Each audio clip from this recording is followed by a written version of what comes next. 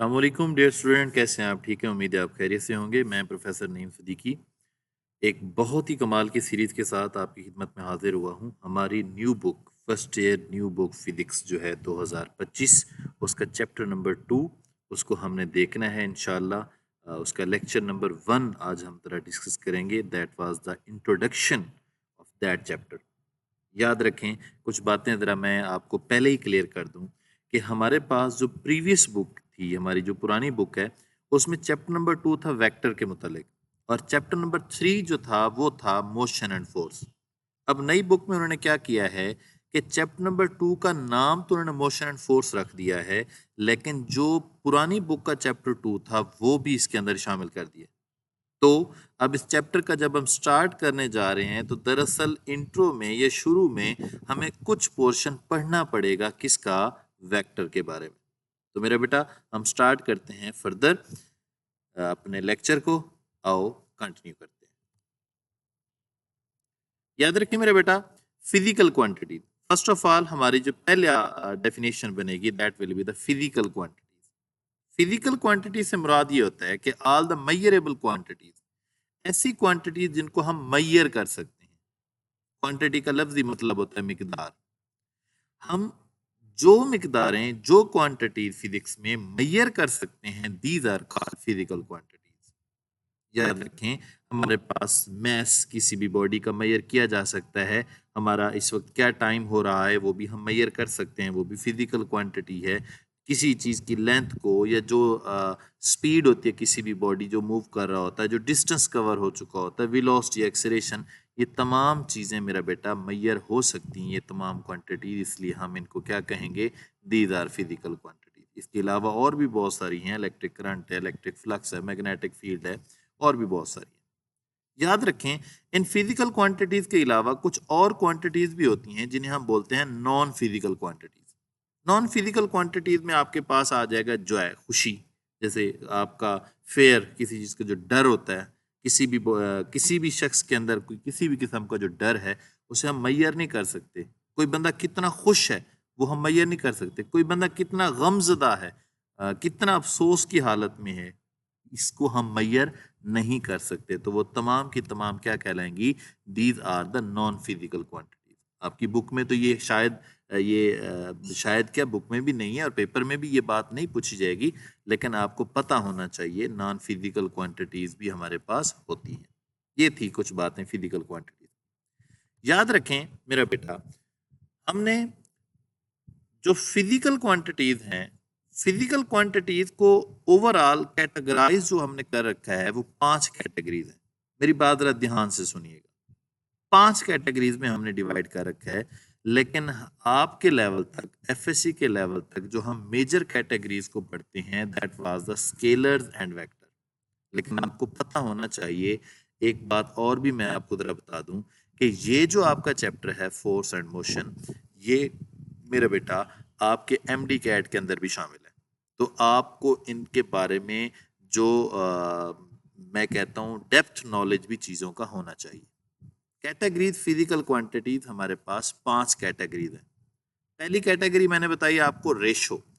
Ratio کیا ہوتی ہے؟ 2 کوانٹیٹیز کا آپ سمجھ لیں کہ ایک میں نے نومینیٹر میں رکھ دی اور دوسری ڈینومینیٹر میں رکھ دی، 2 کوانٹیٹیز کے درمیان ریشو لے لی۔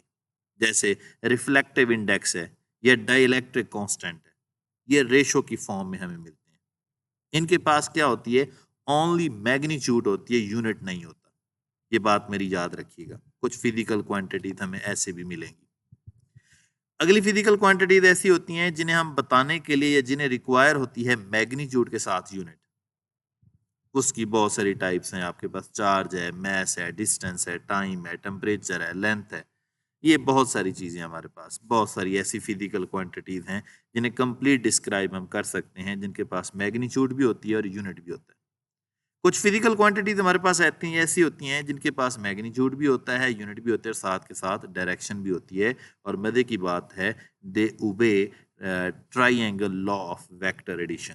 یہ بات یاد رکھیے گا، ہمارے پاس ویکٹرز بھی ہم اسی کو ہی کنسیڈر کرتے ہیں جو اس کے ٹرائینگل لا کو بھی اوبے کرے، یہ بھی یاد رکھیے گا۔ چوتھی کیٹیگری دیٹ واز اے فیزر۔ فیزر ایک ایسی فزیکل کوانٹٹی ہے جس میں فیز آ جاتا ہے. فیز سے کیا مراد ہے میں ذرا بتاتا ہوں. جیسے ہمارا اے سی وولٹیج ہے، اے سی وولٹیج آلٹرنیٹنگ وولٹیج یا آلٹرنیٹنگ کرنٹ جو ہے وہ فیز کی فارم میں چلتا ہے، مطلب اس کی ویلیو مخصوص نہیں رہتی. اس کی ویلیو آپ کو پتہ ہے 0 سے سٹارٹ ہوتی ہے، میکسیمم پہ جاتی ہے، پھر 0 پہ، پھر نیگیٹو پہ، اس طرح وہ موو کرتی رہتی ہے. اور اگر ہم بات کرتے ہیں ایس ایچ ایم کی، سمپل ہارمونک موشن، اس کے اندر بھی فیز آتا ہے. مطلب آپ نے دیکھا ہوگا سمپل پنڈولم کی میں بات کر لیتا ہوں، تو سمپل پنڈولم کیا کرتا ہے، ٹائم کے ساتھ ویری کرتا ہے. کبھی وہ اپنی مین پوزیشن پہ ہوتا ہے، کبھی ایکسٹریم پوزیشن پہ ہوتا ہے، کہیں اس کی ویلوسٹی 0 ہوتی ہے تو کہیں اس کی ایکسیلیریشن 0 ہوتا ہے. تو وہ اس طرح ہی موو کر رہا ہوتا ہے، مطلب اس کے اندر بھی فیز آ جاتا ہے، مطلب ٹائم کی بات آ جاتی ہے، فیز چینج آ جاتا ہے. ایسی فزیکل کوانٹٹیز کو ہم فیزر بولتے ہیں. پانچویں اور بہت important, that is the tensor. ایسی ٹینسر فزیکل کوانٹٹیز ہوتی ہیں جن کی میگنیچیوڈ بھی ڈفرینٹ ہوتی ہے اور یا پھر ڈائریکشن ڈفرینٹ ہو، ان کو ہم کیا بولتے ہیں، ٹینسر. میں آپ کو بتا دوں، موومنٹ آف انرشیا یا پھر پریشر آف اے گیس. میں سادہ ایگزامپل پریشر آف گیس کی اٹھا لیتا ہوں. کسی بھی گیس کے سلنڈر میں جو گیس کے مالیکیولز ہوتے ہیں وہ مختلف ڈائریکشنز میں پریشر لگا رہے ہوتے ہیں، تو پریشر آف اے گیس اس کی مختلف ڈائریکشنز ہو سکتی ہیں، اس کو ہم ٹینسر بولتے ہیں. لیکن ایک بات جو میں آپ کو یہاں پر باور کراتا جاؤں، ایف ایس سی تک آپ نے پریشر کو اور موومنٹ آف انرشیا کو، بلکہ موومنٹ آف انرشیا نہیں، پریشر کو ہم نے کیا لینا ہے، اسکیلر لینا ہے، اور موومنٹ آف انرشیا کو ہم ویکٹر میں لے کے جاتے ہیں. یہ بھی ذرا دیکھیے گا. اس کے ساتھ ہم فردر آگے موو کرتے ہیں.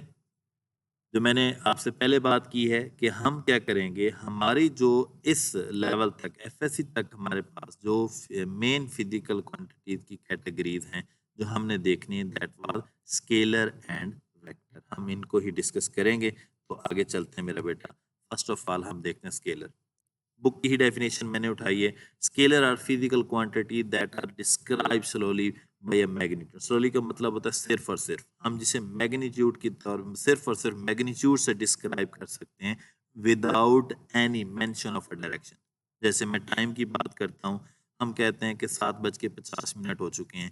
ہم یہ نہیں کہتے 7:50 شمال کی طرف یا ویسٹ کی طرف یا ایسٹ کی طرف. 7:50 ہم کہتے ہیں 7:50 میگنیچیوڈ ہے. میگنیچیوڈ کا لفظی مطلب ہوتا ہے نومیریکل ویلیو، کوئی نمبر، اور وہ نمبر نیگیٹو نہیں ہونا چاہیے، یہ بھی یاد رکھیے گا. ہم کسی شاپ پہ جاتے ہیں، ہم ان سے کہتے ہیں کہ بھائی ہمیں رائس دے دو، ہم کہتے ہیں 2 kg رائس دے دیں. ہم نے کیا بتایا اسے، 2 اور ساتھ میں بتایا کے جی. 2 میگنیچیوڈ ہے اور کے جی کیا ہے، ہمارے پاس یونٹ ہے. تو یہ بھی کیا ہے، ایک اسکیلر کوانٹٹی. اسکیلر کوانٹٹی ایسی ہوتی ہیں جن کو ہم بتا سکتے ہیں، مطلب جنہیں کمپلیٹ ڈسکرپشن کے لیے میگنیچیوڈ کی ضرورت ہوتی ہے اور ساتھ میں یونٹ ہوتا ہے. جنہیں ڈائریکشن کی ضرورت نہ ہو وہ اسکیلر ہوتی ہیں. اور تھوڑا سا ہم نے آگے تھوڑی سی ڈیفینیشن تو یہاں تک ختم ہوگی. اسکیلر آر ڈائریکشن لیس، وہی باتیں ذرا ہم دوبارہ کریں. اور can be fully characterised by a single number and is associated unit. مطلب ایک سنگل نمبر، جیسے میں ابھی بتا چکا ہوں 2 kg. 2 ایک نمبر ہے اور ساتھ میں کے جی ہمارے پاس یونٹ ہے.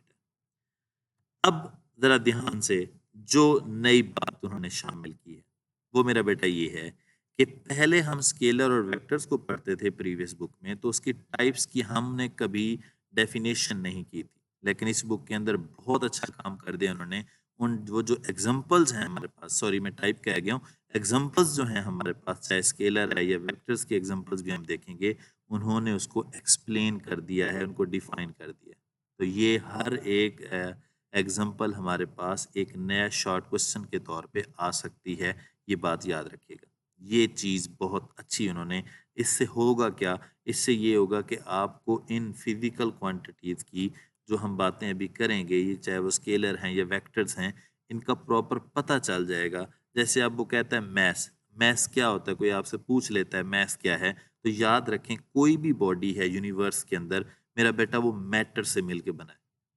اور غور سے دیکھو، جس کا سائز کم ہوتا ہے اس میں میٹر کی اماؤنٹ کم ہوتی ہے، جس کا سائز زیادہ ہے اس میں میٹر کی اماؤنٹ زیادہ ہے. جیسے میں چیئر کی بات کر لیتا ہوں، چیئر میں میٹر مادہ جو ہے وہ کم ہوتا ہے، میٹر کم ہے، چیزیں کم ہیں، تو صاف اس کا میس بھی کم ہوگا. اس کے بنسبت میں ٹیبل کی بات کرتا ہوں تو اس میں ہم نے میٹر زیادہ اٹیچ کر رکھا ہوتا ہے، ٹھیک ہے، تو وہ اس کا میس بھی زیادہ ہوگا. تو سادہ سی ڈیفینیشن لکھی گئی ہے، دا اماؤنٹ آف میٹر. کسی بھی آبجیکٹ میں میٹر کی جو اماؤنٹ ہوتی ہے that will be the mass. For example 2 kg. Distance बहुत इंपॉर्टेंट ज़रा बात याद रखिएगा। डिस्टेंस क्या है? किसी भी पाथ की, पाथ का मतलब होता है रास्ता। आपने कोई भी रास्ता चूज किया है कहीं भी जाने के लिए, एक पॉइंट से चलें दूसरे पॉइंट तक पहुंच गए, उस टोटल वो जो पाथ है उसकी जो टोटल लेंथ होगी that will be the distance. लेकिन हम उसमें डायरेक्शन का ख्याल नहीं रखेंगे। क्या कहता है? The total length of a path, किसी भी रास्ते की total length travelled by an object, किसी भी ऑब्जेक्ट ने जो ट्रेवल किया, इररिस्पेक्टिव, ये बात याद रखिएगा। इररिस्पेक्टिव का मतलब है खातिर में ना लाना या लिहाज किए बगैर ऑफ द डायरेक्शन, डायरेक्शन को देखे बगैर, डायरेक्शन का लिहाज किए बगैर जो हमने पाथ लिया है उसकी जो टोटल लेंथ होगी that will be the distance. जैसे हमने 50 मीटर कवर किया, 50 मीटर हम 10 मीटर शुमाल की तरफ चले गए, 10 मीटर जनूब की तरफ चले गए, मतलब ईस्ट वेस्ट नॉर्थ साउथ, हमने इस तरह मतलब मूव करते करते, हमने डायरेक्शन को चेंज करते करते 50 मीटर कवर किया है। तो हमने सिंपल 50 मीटर लिख दिया। इसमें हमने ये तो नहीं ज़ाहिर किया कि हम 10 मीटर ईस्ट की तरफ गए, 10 मीटर वेस्ट की तरफ गए, फिर हम वापस अपने पॉइंट पे आ गए, इस तरह तो हमने नहीं लिखा। हमने सिंपल 50 मीटर लिखा है जिसमें डायरेक्शन का कोई जिक्र नहीं है, इररिस्पेक्ट हमने डायरेक्शन को किया। तो जो जो भी रास्ता है हमने जिस तरह मूव किया है तो वो तमाम का तमाम, जैसे आप कभी भी कॉलेज आने के लिए अपने घर से निकलते हैं तो आपको कई डायरेक्शंस चेंज करनी पड़ती हैं, कभी आपको गलियों से गुजरना पड़ता है, कभी रोड से, कभी इस तरह। तो वो आप कई दफ़ा अपनी डायरेक्शन को चेंज करते हैं। वो जो आप घर से चले हैं कॉलेज तक पहुंचे हैं, ये जो टोटल लेंथ है, जितनी भी टोटल लेंथ है उस पाथ की, that will be the distance. ये नहीं देखना कि डायरेक्शन क्या थी। Speed, the rate at which an object covers distance, जिस रेट के साथ कोई ऑब्जेक्ट डिस्टेंस कवर करता है। आप ये डेफिनेशन नहीं लिखना चाहते तो आप ये भी कह सकते हैं the rate of change of distance. ठीक है, सेम टू सेम होगी वो भी बात same. The rate of change of a distance हमारे पास क्या कहलाता है? वो भी स्पीड कहलाती है। जैसे अब एग्जांपल हमने दे दी 40 किलोमीटर पर आवर। याद रखें ये जो हमारे पास गाड़ियों में मीटर्स वगैरह लगे होते हैं वो भी हमें स्पीड बता रहे होते हैं। टाइम, बहुत कमाल की बात, बड़ा ज़बरदस्त सी डेफिनेशन है ये टाइम की। The on going sequence of events. याद रखें मैंने आपको स्टार्ट से पढ़ाना अभी शुरू किया है, उसके बाद हमने पहले एक चीज़ पढ़ी, दूसरी, तीसरी, चौथी, हमने पढ़ते गए और अब यहाँ आप पहुँच चुके हैं। ये जो जितनी भी सीक्वेंस इवेंट्स हो चुके हैं उन तमाम की जो सीक्वेंस होगी, उन तमाम की जो एक तरतीब होगी उसको हम टाइम कहते हैं। ये भी डेफिनेशन कर सकते हैं। बुक में एक और डेफिनेशन भी है, the duration between two points. दो पॉइंट्स के दरमियान जो ड्यूरेशन होता है उसे भी हम टाइम का नाम दे देते हैं, वो भी आप डेफिनेशन कर सकते हैं। और ये भी, ये ज़्यादा मज़े की है, द ऑन गोइंग सीक्वेंस। हमारे पास जो जो इवेंट्स हो रहे होते हैं, जो काम हो रहा है, उसकी जो तमाम की जो सीक्वेंस चल रही होती है, टेक प्लेस हो रही होती है, उसको हम क्या बोलते हैं? टाइम। एक बात और भी याद रखें, हमारे पास, मैं चलो यहीं पे ऐड करता जाता हूँ, हम कोई भी वीडियोस बनाते हैं, अभी ये वीडियो बन रही है, हमारी वीडियोस जो होती हैं वो भी कई इवेंट्स जो हमने मतलब कैप्चर्स किए होते हैं, दरअसल उन इवेंट्स को एक सीक्वेंस में चलाया जाता है तो वीडियो बनती है। मैं आपको सादा सी एग्जांपल दे दूं, हमारे कैमरे जो हैं जब वीडियो कैप्चर कर रहे होते हैं तो दरअसल वो पिक्चर्स कैप्चर्स कर रहे होते हैं। वो जो इवेंट्स हो रहे हैं वो जो स्टैंडर्ड रेट है दैट इज़ द 30 पिक्स पर सेकंड, तकरीबन 30 पिक्चर्स पर सेकंड वो वीडियो के लिए कैप्चर कर रहे होते हैं। दरअसल वो जो उस टाइम में जो इवेंट्स हो रहे हैं वो हर सेकंड में उन इवेंट्स मतलब 30 पिक्चर्स ले रहे हैं, और फिर जब हम उसे प्ले करते हैं तो वो एक सीक्वेंस के साथ उन पिक्चर्स को प्ले कर देता है, तो वो एक वीडियो की फॉर्म आ जाती है। तो on going sequence of events हमारे पास क्या होते हैं? Time. Energy, the capacity to do work, किसी भी बॉडी की काम करने की जो एबिलिटी है, कैपेसिटी है, क्षमता भी कह सकते हैं, चले हिंदी का एक लफ्ज़ है, भाई कितनी उसमें जुर्रत है काम करने की, उसको हम क्या बोलते हैं? एनर्जी। याद रखें काम करना नहीं, मतलब किया कर ना रहा हो, करने की जितनी एबिलिटी है, जितना वो काम कर सकता है उसको हम एनर्जी बोलते हैं, और उसका यूनिट क्या है हमारे पास? जूल। टेम्परेचर, याद रखें टेम्परेचर और हीट में डिफरेंस है, ये भी याद रखिएगा। a measure of the average kinetic energy of a particle in a substance. किसी भी substance के अंदर जो average kinetic energy होती है, कोई भी substance है, कोई भी material है, उसमें जो particles हैं उनकी जो average kinetic energy होगी वो हमारे पास temperature कहलाएगा. याद रखें हमारे यूनिवर्स में जितने भी सब्सटेंस हैं उसमें जो पार्टिकल्स पाए जाते हैं वो रेस्ट में नहीं है. उनकी जो एवरेज काइनेटिक एनर्जी आपको पता है मोशन की वजह से आती है, तो उनकी जो एवरेज काइनेटिक एनर्जी होगी वो हमारे पास क्या कहलाती है, टेम्परेचर. जैसे हम कहते हैं फॉर एग्जांपल 20 डिग्री सेंटीग्रेड. इस तरह हम थोड़ा सा और आगे मूव करते हैं जरा जल्दी से. वेक्टर ऐसी फिजिकल क्वांटिटीज जिन्हें मेरा बेटा मैग्नीट्यूड भी चाहिए होती है एज वेल एज डायरेक्शन भी चाहिए होती है, इन विच दे एक्ट. आप ये भी कह दें या for their complete description physical quantity which require magnitude as well as direction for their complete specification. अब ये भी डेफिनेशन कर सकते हैं, उनको हम क्या बोलते हैं, वेक्टर. वेक्टर के लिए क्या होगा, मैग्नीट्यूड भी चाहिए होगी और लाजमी उसे डायरेक्शन भी चाहिए होगी. ये बात याद रखिएगा. इसी तरह जैसे हमने स्केलर्स की टाइप्स देखी थी और उनकी डेफिनेशंस की थी, इसी तरह वेक्टर्स भी हैं. Displacement, the change in position of a body. एक और बात सादा सी कह दो, हमने डिस्टेंस को पढ़ा है, अब डिस्टेंस के साथ डायरेक्शन को लगा दें वो डिस्प्लेसमेंट बन जाएगा.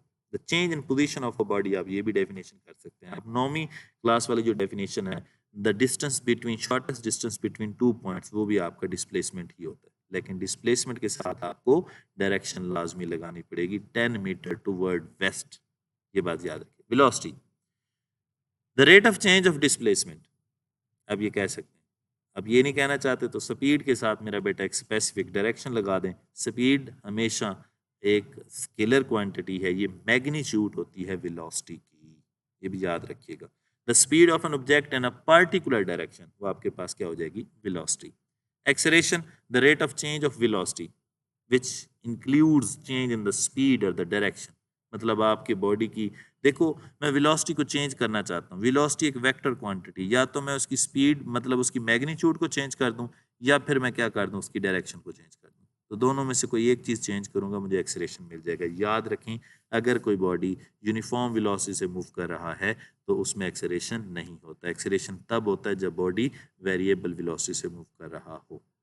एक कुछ स्पेसिफिक केस हैं वो अलग बात है, लेकिन आपको ये ज़रा पता होना चाहिए यूनिफॉर्म के लिए एक्सेलरेशन हमारे पास 0 हो जाता है. फोर्स, किसी भी बॉडी के ऊपर जो हम पुश करते हैं या पुल करते हैं उसकी जो अमाउंट होती है दैट इज द फोर्स. याद रखिएगा. A push a pull acting on a body determined by its magnitude and direction, वो क्या होगी हमारे पास, फोर्स होगी. कितनी हम उसके ऊपर, आप ये भी कह सकते, the amount of push and the pull acting on a body in specific, ज़ाहिर फोर्स एक स्पेसिफिक डायरेक्शन में ही होगी. ठीक है, तो वो हमारे पास क्या कहलाएगी, फोर्स. फोर्स का यूनिट न्यूटन होता है. टू द राइट वो कह रहा है कि हमारे पास सारे डायरेक्शन हम लेंगे, न्यूटन हमारा इक्वल होता है किलोग्राम मीटर पर सेकंड स्क्वायर. और अगर हम इसकी डायमेंशन लेते हैं तो MLT-2, ये भी याद रखिएगा, आपकी पूरी बुक में ये काम आएगी. इसके साथ थोड़े से MCQs हैं, इनको हम देख लेते हैं. ये बुक में आ चुके हैं, ये पेपर में आ चुके हैं. Which one is the scalar quantity. 4 option है आपके पास, याद रखें. करंट जो है ये एक स्केलर क्वांटिटी है, फोर्स भी वेक्टर है, वेट भी वेक्टर है और टेंशन भी एक वेक्टर है. जो रस्सी में टेंशन आ रही होती है, खिंचाव आ रहा था, वो भी एक वेक्टर क्वांटिटी है. अगले MCQs, which of the following is the scalar quantity. Energy एक स्केलर क्वांटिटी है, वेलोसिटी वेक्टर है, फोर्स भी वेक्टर है, टॉर्क भी वेक्टर है. Which of the following is the vector quantity. Power ये भी एक स्केलर क्वांटिटी है, inertia scalar quantity, entropy scalar, जो टेंशन है that will be the vector quantity.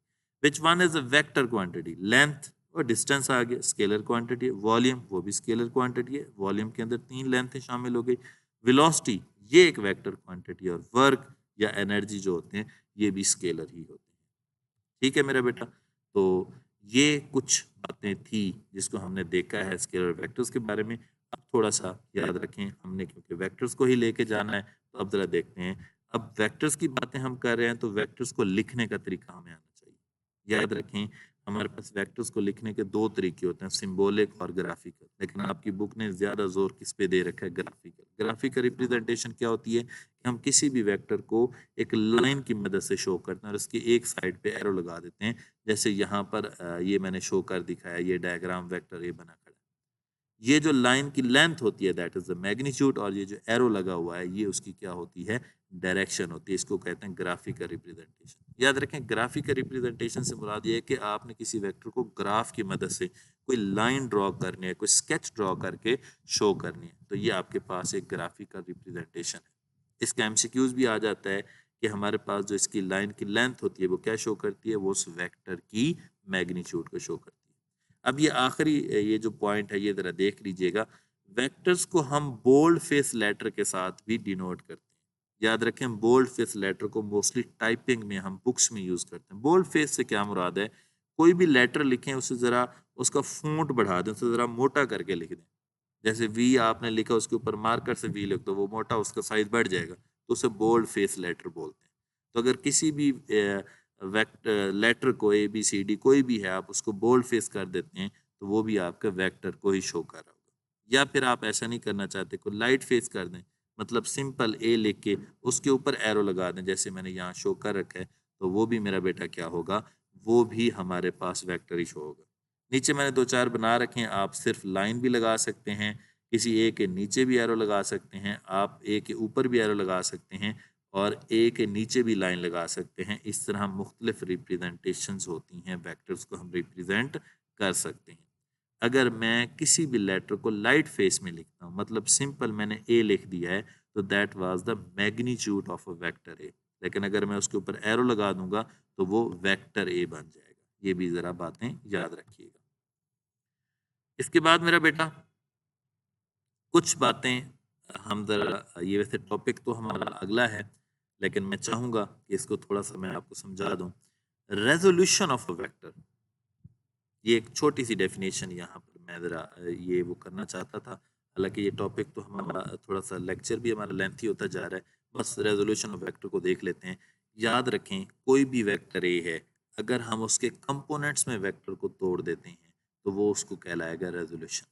جیسے میں ذرا دکھا دیتا ہوں، پہلے ویکٹر اے ہے، میں نے ایکس اور وائی ایکسس میں اسے ڈینوٹ کر دیا، یہ ویکٹر اے بنا دیا. اب میں کیا کرتا ہوں، اس کا یہ دیکھیں آپ آخری ڈائیگرام کو ذرا دیکھیں، یہ باکس میں بند ہے. پی سے میں نے ایک پرپینڈیکولر ڈاٹڈ لائن ڈرا کر دی، اور یہاں پر پی سے این کی طرف بھی میں نے ڈاٹڈ لائن ڈرا کر دی. اب میرے پاس جو ویکٹر اے تھا، ایک بن گیا اے ایکس آئی اور ایک بن گیا اے وائی جے. ویکٹر اے تھا لیکن اب اس کے دو کمپوننٹس بن گئے، ایک ایکس کمپوننٹ اور ایک وائی کمپوننٹ. اس کو بولتے ہیں کسی بھی ویکٹر کو اس کے کمپوننٹس میں سپلٹ کر دینا، توڑ دینا، دیٹ ریزولوشن. اور ریزولوشن جو ہوتا ہے یاد رکھیں یہ ریورس پروسیس ہوتا ہے ایڈیشن کا. کیسے، میں ذرا تھوڑا سا بتا دیتا ہوں. جب ہم ویکٹرز کو ایڈ کرتے ہیں نا، دو ویکٹرز ہیں، دو ویکٹرز کو ایڈ کریں گے تو ہمیں ریزلٹڈ ویکٹر ملے گا، ہمیشہ وہ سنگل ویکٹر ہوگا.